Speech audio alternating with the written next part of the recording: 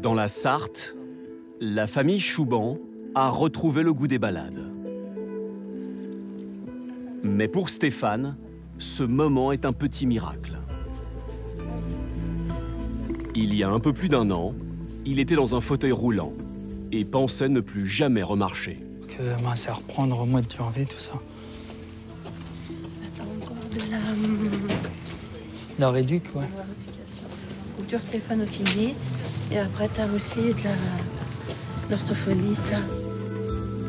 En janvier 2016, ce photographe de 43 ans était volontaire pour un essai clinique. Il testait une molécule expérimentale qui a attaqué son cerveau et a failli le tuer. Depuis, sa vie est bouleversée.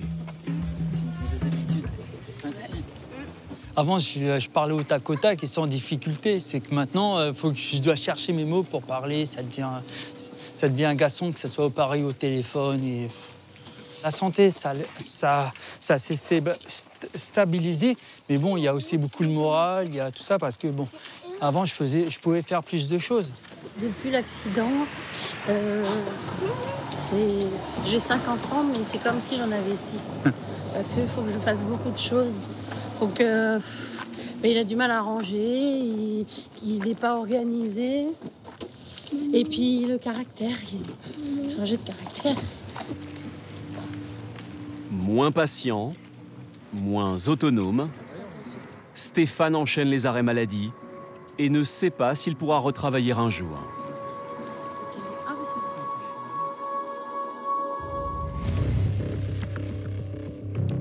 Dans un centre d'essai pour médicaments, une molécule tue un homme et endommage le cerveau de 4 autres. Pour eux, comme pour les animaux, on n'était que des cobayes. Voilà. À l'hôpital, les médecins n'ont jamais vu ça. On a un tableau avec des lésions jamais rapportées. L'affaire Biotrial lève le voile sur les tests des laboratoires. Les autorités de contrôle auraient-elles failli? Pour moi, ce produit ne correspondait pas à un produit à risque. Certains médicaments, qui peuvent s'avérer mortels, arrivent dans nos pharmacies. C'est le cas du Pradaxa, qui doit fluidifier le sang. On met sur le marché un poison pour lequel il n'y a pas de remède, il n'y a rien du tout. En France, au moins 230 personnes seraient mortes d'hémorragie à cause du Pradaxa. Le laboratoire aurait-il négligé la sécurité des patients? C'est cette preuve qu'ils n'ont pas voulu montrer au monde. La santé est-elle toujours la priorité?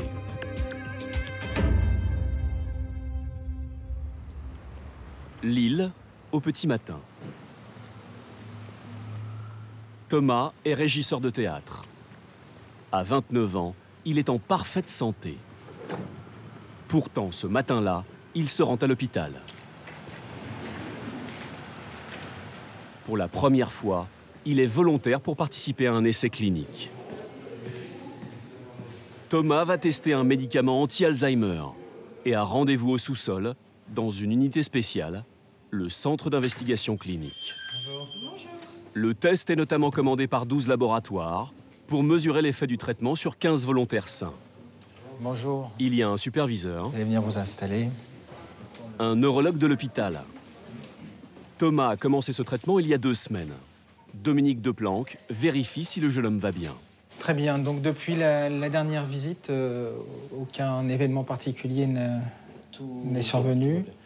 Pas eu de problème infectieux. Pas de problème. Alors, lorsque je touche ici, vous n'avez pas de différence de sensation. Alors, est-ce que vous pouvez tendre les bras devant vous, les doigts un peu écartés, voilà, en fermant les yeux. Les anti-Alzheimer peuvent avoir des effets secondaires graves. Vertige, hallucinations ou même tentative de suicide. Vous allez suivre mon doigt des yeux sans bouger la tête. Thomas reçoit 1 000 € d'indemnité pour un mois de traitement. Parfait. 8 heures, l'heure du cachet pour le patient numéro 4. Une fois sur 2, il avale un placebo, un comprimé sans effet. Donc vous prenez avec un peu d'eau, bien sûr. Évidemment, aujourd'hui, personne ne sait si le comprimé est un comprimé de placebo, mais jamais le sujet ne saura le traitement qu'il a reçu et au cours de quelle période, puisque cet élément reste confidentiel pour chaque participant. C'est le meilleur moyen de ne pas fausser le résultat. Qu'il avale la molécule ou pas, le cobaye s'en remet entièrement au médecin. J'ai pas forcément peur pour ce traitement, non. On est analysé, donc voilà, on est entre de bonnes mains, donc il n'y a pas de problème à ce niveau-là. Oui, rassuré, je le suis. Allez, on y va. Pour Thomas, Bien le bras, merci. un long marathon commence. Il va subir une dizaine d'examens médicaux à horaire fixe. De la prise de sang à l'électroencéphalogramme pour mesurer son activité cérébrale. Ça va, c'est confortable? C'est pas trop serré? Ça va. Confortable, je dirais pas ça. Oui. Ces essais sur des volontaires en bonne santé sont obligatoires, avant la commercialisation d'un médicament. Mais avant d'en arriver là, la molécule a fait un long chemin.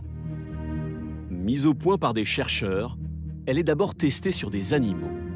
Puis le laboratoire établit une feuille de route pour l'essai clinique. Le dosage, la durée, le nombre de volontaires. C'est ce que l'on appelle un protocole. Il doit ensuite être validé par 2 instances. Un comité de protection des personnes et l'Agence nationale de sécurité du médicament. L'an dernier, 113 essais cliniques sur des volontaires sains ont eu lieu en France. Aucun drame n'a jamais été signalé, jusqu'à ce 15 janvier 2016. Ce jour-là, l'essai clinique de Stéphane Chuban vire au cauchemar. 4 jours après, ils ont dit à ma femme que j'allais pas m'en sortir. Je lui ai dit que j'allais pas faire mon week-end. Et là, le médecin m'a dit faites venir vos enfants parce que peut-être qu'il ne tiendra pas la nuit. Donc, Pour eux, j'étais perdu. Pour tous les experts, pour eux, j'étais en mal en point. Le drame qu'a vécu cette famille, la France entière en a entendu parler. Madame, monsieur, bonsoir. Dans l'actualité, ce dramatique et exceptionnel accident survenu lors de l'essai clinique d'un médicament à Rennes. Une personne se trouve en état de mort cérébrale. 4 autres sont dans un état grave. À Rennes, 1 an après le drame, le centre où s'est déroulé l'essai accepte de nous ouvrir ses portes. Créée il y a près de 30 ans, la société Biotrial est numéro 1 en France des essais cliniques. François Possel, le directeur, a le souci de redorer l'image de l'entreprise. Monsieur Possel, merci de nous recevoir. Bonjour, bienvenue. On vous suit alors? Vous nous suivez. Biotrial est passé tout près de la fermeture administrative après la mort d'un volontaire et 4 hospitalisations. Le chiffre d'affaires de la société aurait baissé de 70%. C'est dans cette zone sécurisée que le drame a eu lieu. Vous allez voir, là, il y a une petite zone vie pour les volontaires avec une télévision, petit salon qui sert d'attente le jour où ils arrivent, mais qui sert aussi de zone de vie le soir. Le but, c'est qu'ils passent un séjour le plus agréable possible. Donc, effectivement, vous avez ici une zone télé avec une bibliothèque à côté. Vous allez repérer que vous avez des boutons d'urgence qui permettent d'appeler un médecin en permanence s'il y a quoi que ce soit.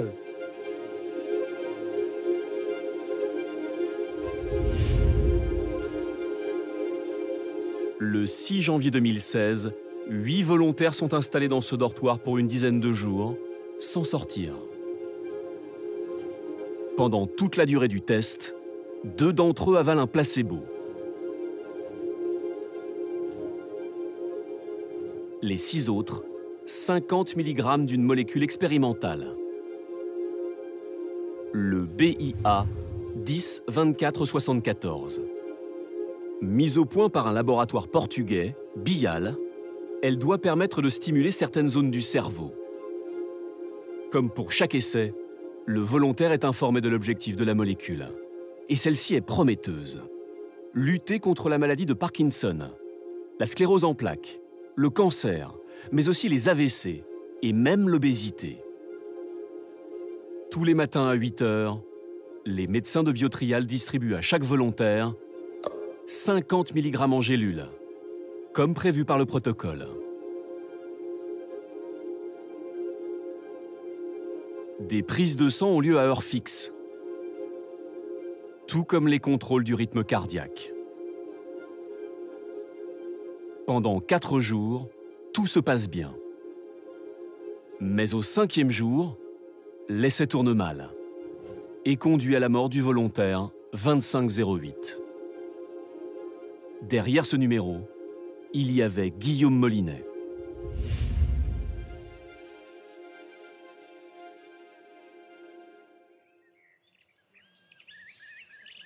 Cette vieille grange bretonne abrite presque tout l'héritage de Guillaume Molinet. À 49 ans, il tentait de vivre de sa passion pour la peinture. Il avait édité des cartes postales. Florence a été sa compagne pendant 32 ans. Ensemble, ils ont eu 4 enfants. Elle conserve précieusement ses toiles. Et là, une dernière œuvre en préparation sur la base d'un dessin de son fils qu'il avait beaucoup aimé. Et voilà, c'est resté là. Guillaume Molinet peignait, mais il aimait aussi chanter, en concert ou dans ses clips. La vie d'artiste rapporte peu à Guillaume Molinet. Il entend parler des essais cliniques. Pour 1 900 €, il se porte volontaire. Mais le dimanche 10 janvier 2016, 5 jours après le début de l'essai, au téléphone, Florence sent que quelque chose ne va pas. On a discuté de tout, de rien, des enfants, il prenait des nouvelles. Et il m'a quand même dit qu'il était très fatigué, qu'il avait mal à la tête depuis qu'il s'était levé et qu'il avait la vision floue, en fait, qu'il ne voyait pas très bien. Ça m'a quand même un petit peu alertée, d'autant plus que dans la conversation, il a commencé à buter sur des mots.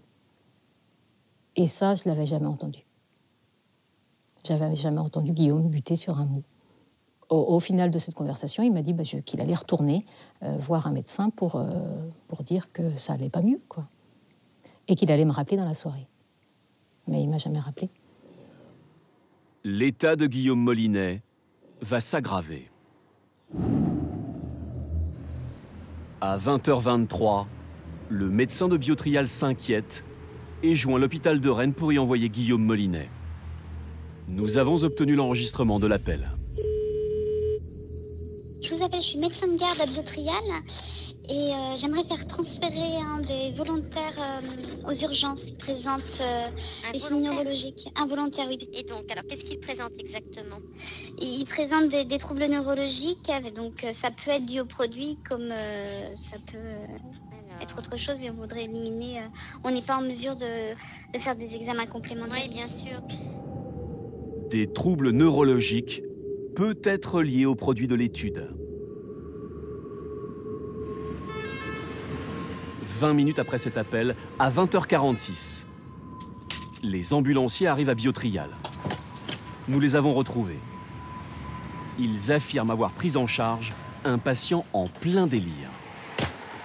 Quand on voit Guillaume Molinet, en fait, on constate une personne qui est dans les vapes, qui ne sait pas où elle est, en fait. Elle est étourdie. On est obligé de tenir M. Molinet pour pouvoir le mettre sur le brancard, parce que du coup, il tenait plus du tout debout, la tête qui tournait. Il avait des propos tellement pas cohérents, justement, il était tellement à l'ouest que c'était super compliqué d'obtenir quelque chose de lui, une information. Que ce soit l'élocution, l'équilibre, voilà, dans l'ensemble en général, il était pas en forme du tout. Un patient qui ne tient plus debout et ne sait plus où il est. Ces troubles neurologiques, peut-être liés à la molécule, ne vont pourtant pas alarmer le directeur de Biotrial, François Possel. À ce moment-là, on est dans un cas qui est complètement isolé. Mais grave. Non, sérieux. non, on n'est pas encore dans du grave. C'est pas grave. Personne. Mais c'est facile. Tient plus debout, il délire. C'est pas grave. C'est pas qu'il tient plus debout, c'est qu'il a des troubles de l'équilibre. C'est pas exactement pareil. C'est une question de vocabulaire. Ils disent qu'ils ont dû le porter. C'est une question de vocabulaire. On l'a aidé à parce qu'il avait un problème d'équilibre. Ah oui. Mais il peut arriver. Là encore, c'est une question de médecine. Je ne suis pas médecin non plus. Je redis de façon certaine, le dimanche soir, l'équipe médicale a été convaincue de revoir Guillaume Molinet le lendemain dans l'unité. Le dimanche soir, Biotrial semble ne pas réaliser la gravité de l'état de Guillaume Molinet et va s'en remettre à l'hôpital. À 21h28, le patient arrive aux urgences. Avec lui, cette note du médecin de Biotrial. Elle précise qu'il s'agit d'un volontaire d'un essai et demande des examens. Cette symptomatologie est possiblement en lien avec le produit administré. Merci d'apporter un avis neurologique et d'effectuer les examens nécessaires. Guillaume Molinet n'est donc pas un patient ordinaire. Mais aux urgences de Rennes, il va être traité comme n'importe quel malade. Le professeur Gilles Aidant dirige le service de neurologie. Il était absent ce soir-là, mais il a une explication. Pour nous, un tableau comme ça évoque beaucoup un accident vasculaire cérébral. On en voit de façon régulière, on est même très organisé pour les prendre en charge. On a des procédures très précises et on a appliqué cette procédure dans l'esprit que c'était un accident vasculaire. Mais le médecin de garde de Biotrial dit bien dans son courrier qu'il a des troubles qui peuvent être liés au produit. Non, non. Possiblement. Non, bah oui, bien sûr. Mais oui, notre analyse de la situation, considérant ce type de tableau tel qu'on le rencontre en situation habituelle, nous faisait évoquer ce qu'on voit toutes les semaines, c'est un accident vasculaire cérébral. Et on n'a pas, effectivement, fait le lien avec le produit de l'étude. Je ne peux pas vous dire le contraire, puisqu'on l'a mis sous aspégique. On l'a traité comme tel et on a mis une surveillance qui est celle d'un accident vasculaire. À 22h18, Guillaume Molinet passe un scanner. C'est la procédure en cas d'AVC, mais pas d'IRM. Cet examen plus poussé aurait peut-être permis de comprendre que le patient souffrait d'une grave lésion neurologique causée par la molécule. À 7h30 le lundi matin, Guillaume Molinet tombe dans le coma. Pendant ce temps, à Biotrial, l'essai continue, comme si de rien n'était.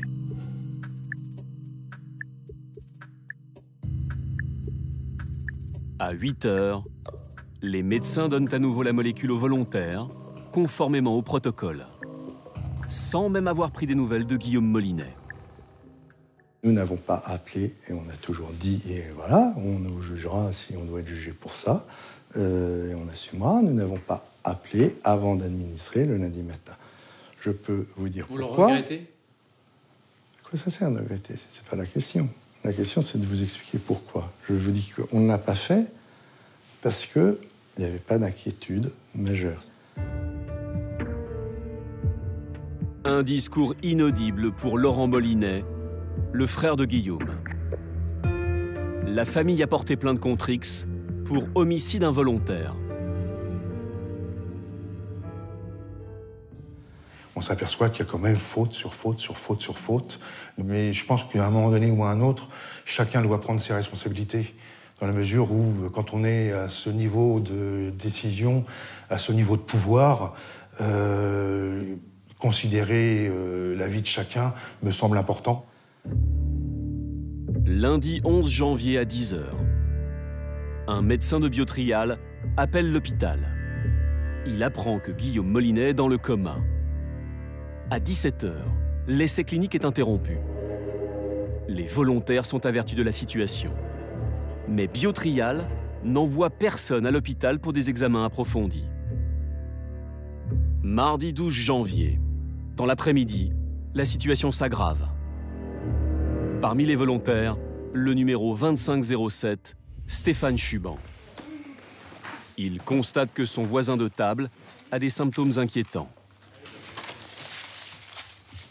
Mais c'est plus vraiment comment il est venu là, quel jour qu'il est venu là, qu'est-ce qu'il a mangé la veille, comment ça s'est passé le soir, le prénom de sa copine, des choses comme ça. Il ne se souvenait plus. On ne prenait pas ça non plus encore au sérieux. Pour nous, voilà. C'est vrai en plus. Bah, nous, ça nous faisait rire, on se marrait. Les volontaires toujours confinés chez Biotrial, finissent par alerter le médecin de garde. Le patient amnésique est envoyé aux urgences. Mercredi 13 janvier à l'aube, Stéphane Chuban sombre à son tour. Je me suis levé parce que là, j'en pouvais plus, j'avais trop mal à la tête, mais trop mal à la tête. Je me suis dit, il faut que je prenne une douche parce que ça là, ça va pas, il faut que je me réveille. C'était calme, il n'y avait personne dans les couloirs, tout le monde dormait. Mais là, dans la douche, c'était même pas la peine, j'arrivais pas à me déshabiller, j'arrivais à rien faire. Donc, je suis sorti de la douche et là, c'est à partir de là que j'ai eu ce malaise-là. Je suis tombé. Je suis tombé après, c'est à partir de là qu'ils ont appelé les infirmières, médecins. Ça a été très vite après. Stéphane Chuban est le 3e à être transféré à l'hôpital.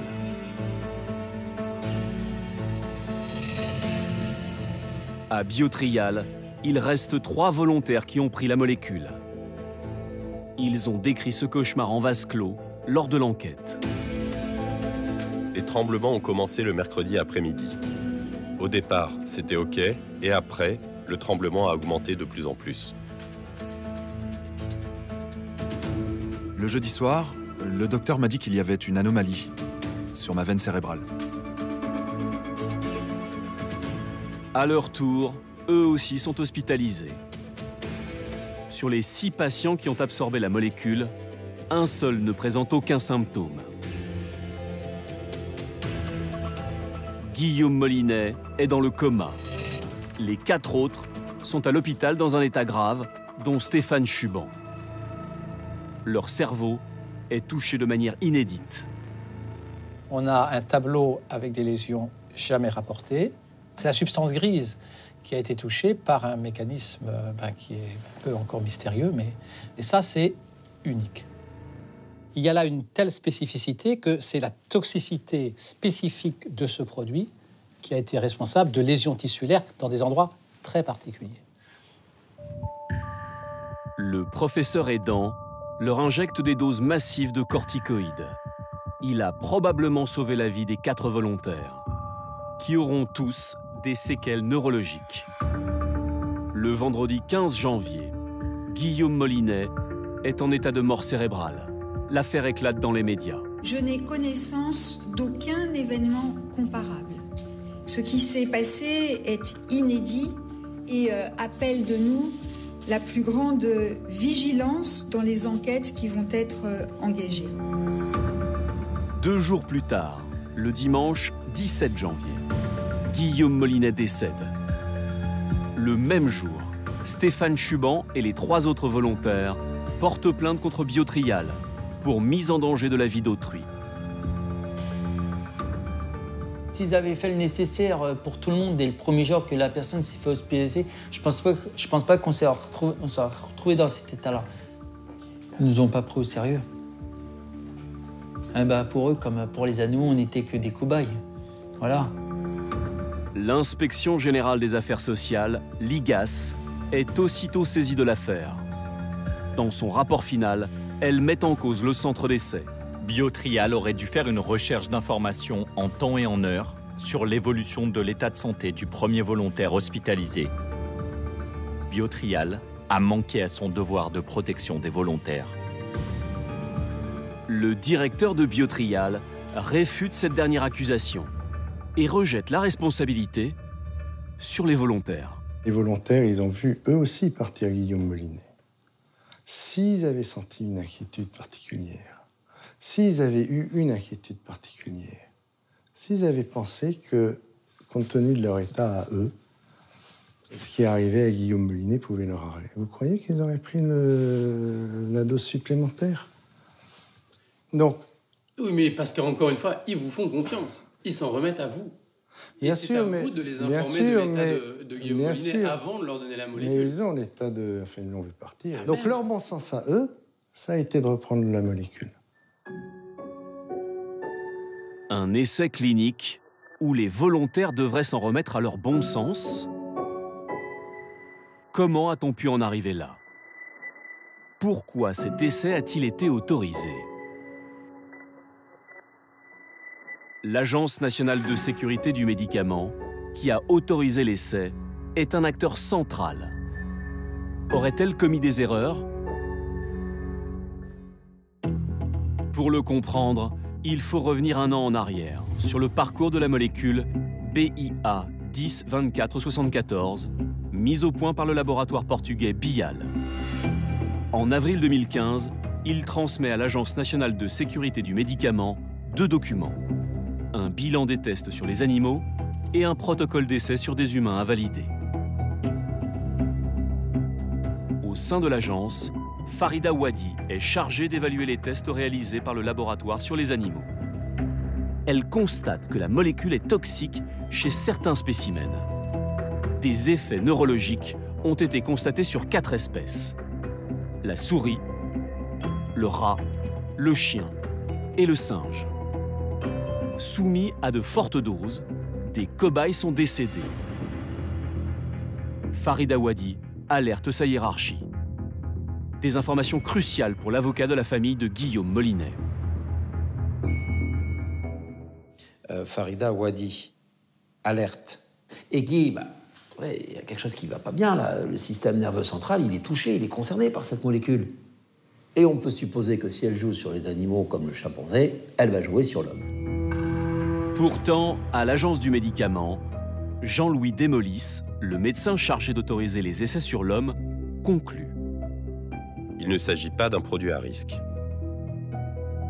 La sécurité des patients est bien assurée dans cette étude. À Rennes, chez Biotrial, l'essai peut donc commencer. Il provoque la mort d'un volontaire et des lésions cérébrales chez 4 autres. Très vite après le drame, l'ANSM ouvre une enquête interne et la confie à une de ses salariées, Cécile Delval, médecin pharmacologue. Sa mission, vérifier si l'agence a sous-estimé les risques. Dans son rapport, elle s'interroge sur les conclusions du docteur Desmolis, qui a validé l'essai. La question centrale est celle de la qualification du produit comme non à risque. Son rapport fait l'effet d'une bombe à l'agence du médicament.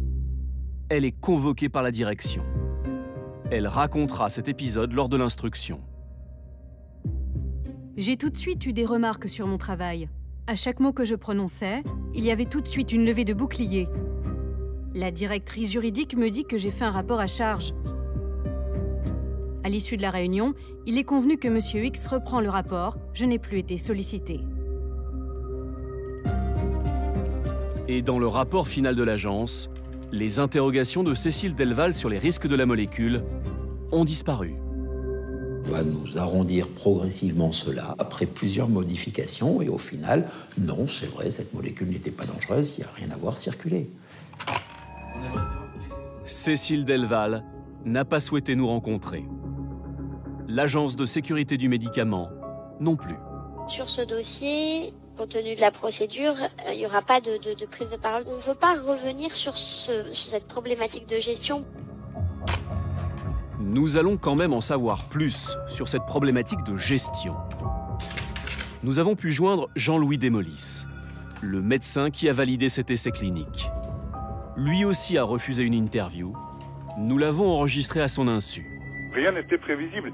Et les toxicités qui sont arrivées chez l'homme, elles n'avaient rien à voir avec les toxicités qui ont été rencontrées chez l'animal. Pour moi, ce n'était pas pertinent. Ce produit ne correspondait pas à un produit à risque. La molécule BIA 102474 ne sera jamais commercialisée. Depuis le drame, la loi a été durcie pour renforcer la sécurité des volontaires. À ce jour, aucune sanction n'a été prononcée contre l'agence du médicament, ni contre Biotrial. L'enquête est toujours en cours au pôle santé du parquet de Paris.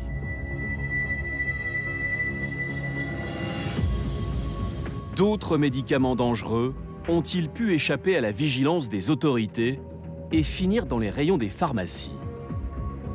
350 médicaments sont sous surveillance renforcée pour leurs effets secondaires. La pilule Diane 35, la dompéridone ou Motilium. Plus de 800 plaintes ont été déposées contre la dépakine, à l'origine de malformations de nourrissons. La statine Crestor provoquerait du diabète. Dans les officines, parmi les traitements les plus dangereux pour leurs effets secondaires, les nouveaux anticoagulants. Le Xarelto, l'Eliquis et le Pradaxa. Déplier leur notice suffit à prendre peur. Des dizaines d'effets indésirables et un risque d'issue fatale. Pour ces médicaments, la sécurité des patients est-elle assurée à 100%?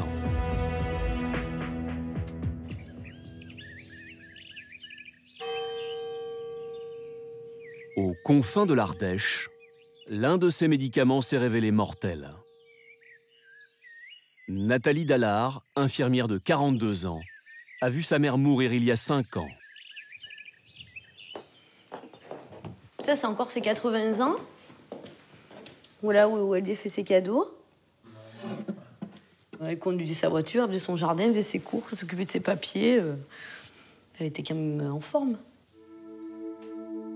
Mais 1 an plus tard, on découvre chez Paulette un trouble du rythme cardiaque. Pour fluidifier son sang, on lui prescrit un nouveau médicament, le Pradaxa. Voilà. Après 1 mois de traitement, Paulette est hospitalisée pour une hémorragie qui dégénère. Effectivement, elle était en état de choc. Elle faisait des pleins bassins de sang.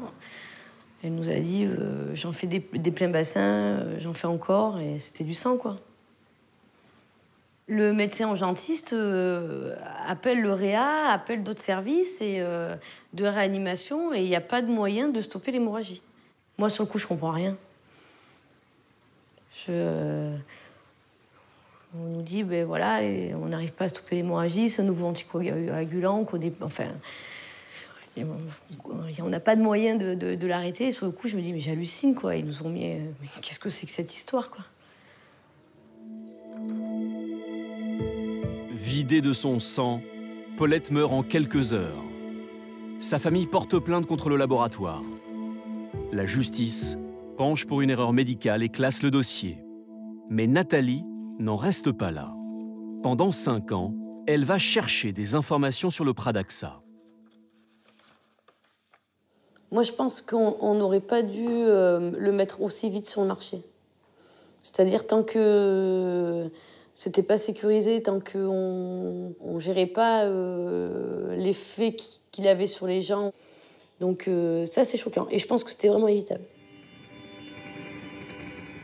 En France, une trentaine de familles a porté plainte comme Nathalie suite aux effets secondaires du Pradaxa. Mais la justice française n'a jamais ouvert d'enquête sur ce médicament qui devait faire des miracles.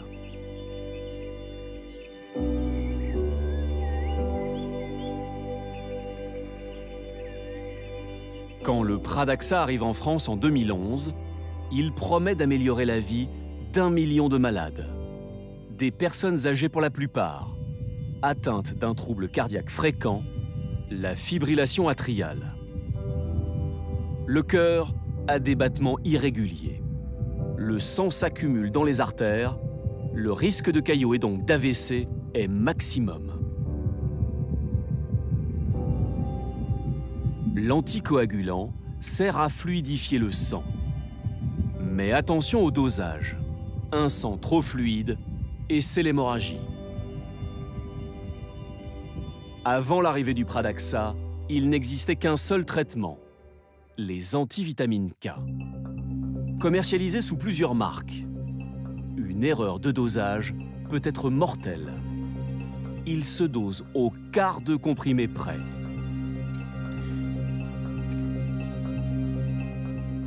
Et demande donc une surveillance constante. Daniel Robin, 77 ans, est sous antivitamine K depuis 10 ans.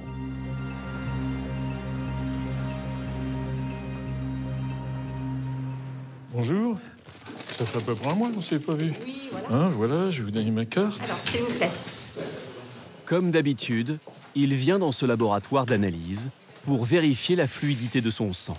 Serrez bien votre poing. C'est très compliqué des fois de trouver l'équilibre. Pour les patients, en fait. Pour les patients, c'est très variable. C'est très variable et ça varie. Il y a une grande variabilité en fonction des personnes. Allez, j'y vais, hein, je vous pique. Daniel doit aussi surveiller ce qu'il mange. Certains aliments épaississent le sang et annulent l'effet du médicament. Adieu les choucroutes, par exemple. Mais bon, enfin, ceci dit, ça n'est pas une interdiction totale, parce que le chou est un des aliments qui contient le plus de vitamine K. Ensuite, il y a certains légumes. Il serait hors de question de manger de la laitue à chaque repas pendant une semaine. Là, je n'aimerais pas essayer. Chaque mois, je viens au laboratoire et je regarde mes résultats avec, pas anxiété, mais enfin avec un petit peu de... Voilà. Et bon, jusqu'à présent, les choses se passent bien. En cas de mauvais résultat, Daniel doit revoir son médecin pour modifier le dosage et refaire une prise de sang. Avec le Pradaxa, fini les contraintes.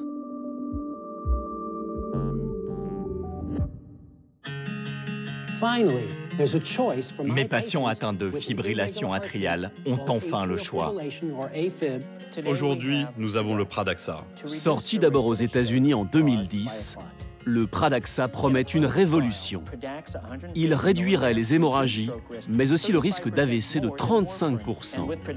Et en plus, pas besoin de prise de sang tous les mois. 2 gélules par jour suffisent. Pradaxa, c'est le progrès. Après des années de recherche, le laboratoire allemand Boehringer Ingelheim est le premier à mettre sur le marché un anticoagulant nouvelle génération. Thomas Néninger est biologiste. Il assiste au lancement en fanfare du médicament. On nous le décrit de la façon suivante, on nous dit voilà, c'est une molécule anticoagulante qui se prescrit en dose unique, facile, simple pour les patients, comme pour les prescripteurs d'ailleurs, et qui est tellement sécure qu'il n'y a pas besoin d'avoir un suivi du médicament. Donc finalement, je pense que l'ensemble du corps médical se dit c'est génial. Le Pradaxa va alors inonder le marché.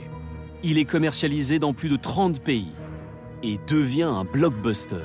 Ces médicaments qui rapportent au moins 1 milliard d'euros par an. Mais pour bénéficier de cette révolution, il faut y mettre le prix. Le Pradaxa coûte 5 fois plus cher que l'ancien traitement. En France, à partir de l'été 2011, médecins et cardiologues le prescrivent à tour de bras. En moins de 2 ans, près de 130 000 Français sont mis sous Pradaxa.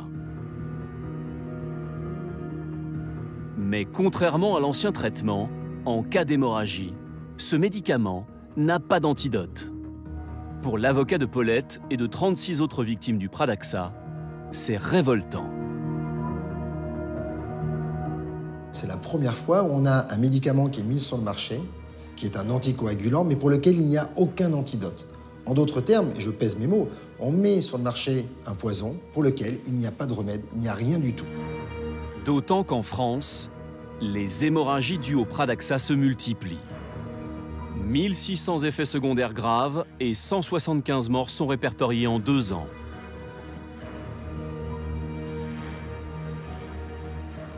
Thomas Néninger est le premier à s'inquiéter de l'ampleur du problème. On voit émerger énormément d'effets secondaires, notamment hémorragiques, et qu'on n'avait pas les moyens thérapeutiques à la fois de prévenir et de maîtriser les effets secondaires qui pouvaient être graves. Pour nous, c'est une bombe à retardement potentielle. Une bombe à retardement. C'est en ces termes qu'en 2013, Thomas Néninger alerte le ministère de la Santé. Le médicament n'est pas retiré du marché, mais les autorités vont envoyer ce document à 30 000 médecins généralistes et 3 500 cardiologues. Dans ce texte, aucune référence aux morts ou aux effets secondaires graves, mais une simple recommandation. La prescription des nouveaux anticoagulants ne doit pas être privilégiée par rapport à celle des antivitamines K. En clair, c'est aux médecins de décider. Pourtant, nous allons découvrir qu'aux États-Unis, le médicament est au cœur d'une grave polémique. En 2011, le Pradaxa est classé comme le produit le plus dangereux selon l'Agence américaine du médicament. Il a causé 3700 effets secondaires graves et 540 décès. En 2012, une procédure judiciaire est ouverte contre le laboratoire. À la télévision, des avocats incitent à porter plainte. Message aux utilisateurs du Pradaxa. Si vous avez pris cet anticoagulant très répandu, il y a un risque élevé d'hémorragie ou de crise cardiaque. Appelez-nous maintenant. Près de Philadelphie, grâce à un de ses spots publicitaires, la famille Barnes a fait basculer la procédure. Karen, Patty et leur mère ont assisté à la mort de Ken. Le père de famille a succombé à une hémorragie sous Pradaxa à 66 ans. C'était en 2007. À l'époque, le médicament n'est pas encore en vente. Ken a un problème cardiaque. Il est volontaire pour tester le Pradaxa. Il était enthousiaste à l'idée de faire cet essai, vraiment. Il pensait que ça allait l'aider à aller mieux. On lui a dit que pour lui, ce serait une bonne expérience. Ken est l'une des premières victimes du Pradaxa. 5 ans après sa mort, Karen prend rendez-vous avec un avocat. Il était très intéressé par le cas de mon père. Il a demandé à regarder son dossier médical et il a dit que le cas de mon père allait être utile pour la suite.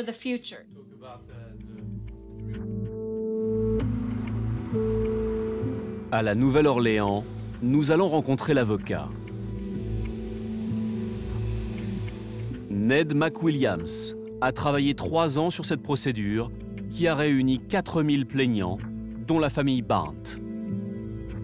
Quand il découvre le dossier en 2012, il relève un élément crucial.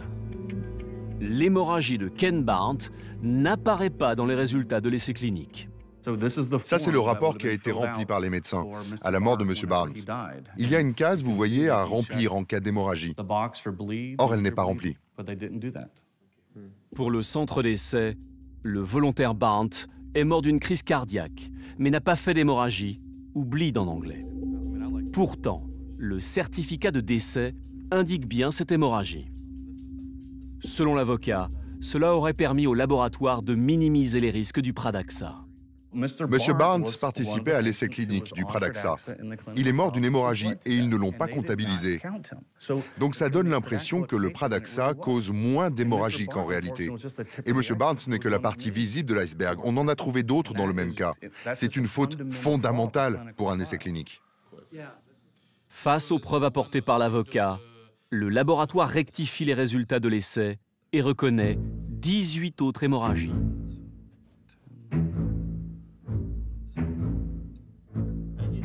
Mais l'avocat n'est pas au bout de ses surprises. Parmi des millions de pièces transmises à la justice par le laboratoire, il découvre ce document explosif. Cette étude scientifique interne et confidentielle réalisée en 2012. Ses conclusions sont sans appel. Adapter la dose après un test sanguin permettrait de réduire significativement les hémorragies majeures.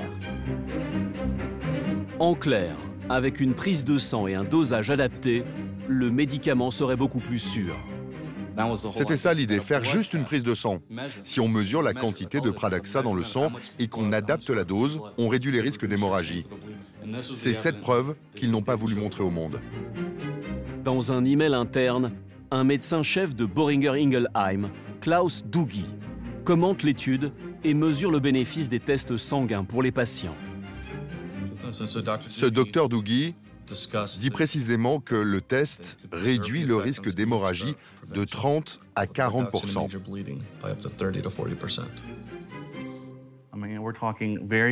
On parle de quelqu'un de très haut placé qui connaît toutes les données. Et il dit dans un email à un collègue qu'un test réduit les risques d'hémorragie de 30 à 40%. C'est énorme. Cette étude va semer la zizanie au sein du laboratoire allemand.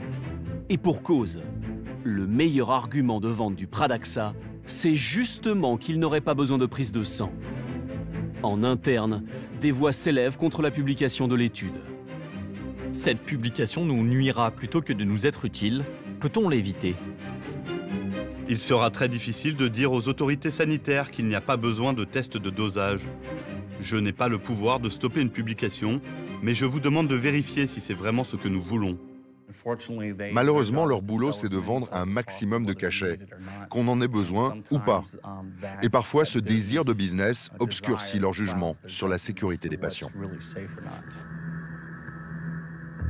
Au final, le fabricant du Pradaxa ne recommandera aucun test pour améliorer la sécurité des patients.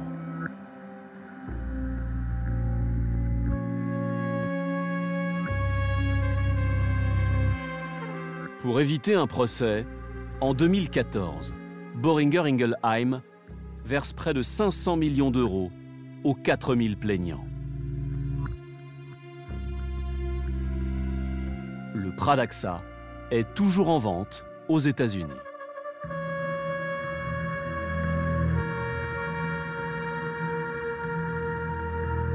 Un médicament basé sur un essai clinique douteux, sans test sanguin qui réduirait les hémorragies, et commercialisé sans antidote.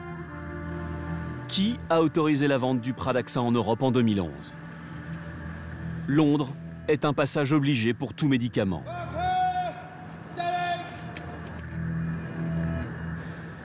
Dans ce quartier d'affaires, l'Agence européenne du médicament décide de la mise sur le marché des molécules. Nous avons rendez-vous avec le docteur Enrica Altieri. Son rôle, évaluer l'efficacité ou la dangerosité d'un médicament. Selon elle, commercialiser le Pradaxa sans test ni antidote, ce n'est pas un problème. Apparemment, la Commission a estimé que ça n'était pas une raison de bloquer l'autorisation de mise sur le marché. Et je pense qu'ils ont de bonnes raisons d'avoir pris cette décision. Pour nous, ce médicament présente toujours un bénéfice supérieur au risque. Les enquêteurs américains ont découvert des emails de Boehringer Ingelheim. Et le docteur Klaus Duggi a déclaré qu'un test de dosage réduirait de 30 à 40% les hémorragies. C'est énorme. 30 à 40% d'hémorragie en moins, ça représente beaucoup de gens. C'est un scientifique de Boehringer qui dit ça. Mais la source est un email. Je suis désolée. Mais il est signé d'un des meilleurs scientifiques de Boehringer. Nous sommes une agence scientifique. On se base sur les données. Si on avait eu cette information dans nos données, par nos scientifiques, et qu'on était arrivé à la même conclusion, on ne serait pas en train d'avoir cette discussion. En clair, si l'agence avait reçu ces informations sur le Pradaxa, elle n'aurait sans doute pas autorisé le médicament sans test sanguin. Mais alors pourquoi ne pas avoir tenu compte, 3 ans plus tard, des révélations de l'enquête américaine? On nous demande d'arrêter l'interview, mais la caméra tourne. Les documents de la procédure américaine, ils sont publics.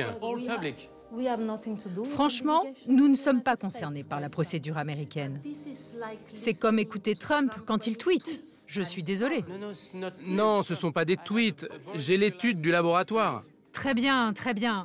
Je veux voir les données. Ok, je vous les montre. La fonctionnaire européenne ne veut pas entendre parler de l'étude interne du laboratoire. Ce n'est pas mon problème. Enrica Altieri ne changera pas d'avis.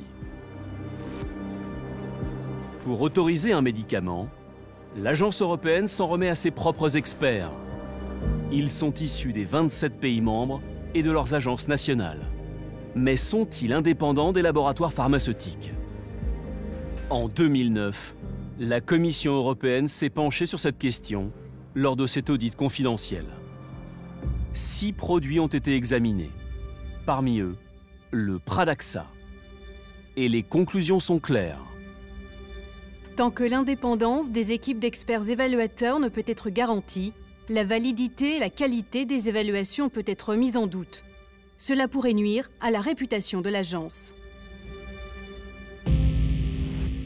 Des experts liés à l'industrie auraient-ils influencé l'évaluation du Pradaxa? Bruno Toussaint dirige Prescrire, une revue médicale indépendante. Il a identifié un cardiologue français au profil troublant. Jean-Yves Lehezay, 67 ans, a été plusieurs fois rémunéré par Boehringer Ingelheim en tant que conseiller depuis 1998. Pourtant, en 2005, il participe à une réunion clé pour le Pradaxa, mais cette fois en tant qu'expert de l'Agence du médicament, comme le prouve ce document. Dans les 3 personnes de l'agence, il y en a au moins une qui a l'habitude de travailler pour Boehringer. C'est assez étonnant comme situation. Ce monsieur Lehezay, là, il est des 2 côtés, selon les moments. Il est du côté de la firme, du côté de l'agence. C'est triste, hein, et c'est grave. Hein. Ces gens-là jouent avec la santé des gens dans leur petit comité. Le professeur Lehezay a décliné toutes nos demandes d'interview. Alors, pour le rencontrer, nous nous sommes invités au plus grand congrès de cardiologie à Paris. Ici, le produit phare, c'est le Pradaxa. Chaque laboratoire a son stand. Boehringer Ingelheim, mais également Bristol Myers et Bayer, qui ont aussi leur nouvel anticoagulant. Certains médecins peuvent donc entretenir leur conflit d'intérêts, leur cholestérol, ou assister aux conférences d'éminents spécialistes, comme le professeur Lehezay. L'expert a pris du galon. Il est devenu président de la Société française de cardiologie. Il est toujours rémunéré par Boehringer Ingelheim. Professeur Lehezay, bonjour, excusez-moi. Paul Labrosse, pour le magazine Pièces à conviction. J'ai juste une petite question sur le Pradaxa, puisque vous êtes rémunéré par le laboratoire Boehringer. Je voulais savoir ce que vous pensiez, parce que c'est pas un problème de conflit d'intérêts. Poète. D'être rémunéré. Non, il y a quand même beaucoup de gens qui se posent ces questions. On peut pas prendre ce sujet à la légère. Est-ce que vous ne pensez pas que c'est un produit qui aurait pu être beaucoup plus sûr si on avait mis un test de dosage sur le Pradaxa? Les scientifiques de Boehringer l'ont eux-mêmes admis dans la procédure américaine. Vous pouvez au moins nous répondre là-dessus. Vous travaillez pour le laboratoire depuis 12 ans. Est-ce que vous auriez pu leur suggérer ce test? On a les documents du Boehringer qui admettent eux-mêmes que la mortalité aurait pu être largement réduite si on avait fait un dosage du produit. Je vous ai dit poète, c'est l'expression favorite de mon fils. On ne peut pas prendre ce sujet à la légère, monsieur. Il y a quand même beaucoup de gens qui décèdent chaque année d'hémorragie. Ces hémorragies auraient pu être réduites. Un scientifique de Boehringer dit lui-même que si on mettait un test de dosage au quotidien sur le Pradaxa, on pourrait réduire les hémorragies de 30 à 40%. Ça fait partie de la procédure américaine. Vous en avez pris connaissance? Ça ne vous gêne pas aujourd'hui d'être toujours rémunéré par ce laboratoire?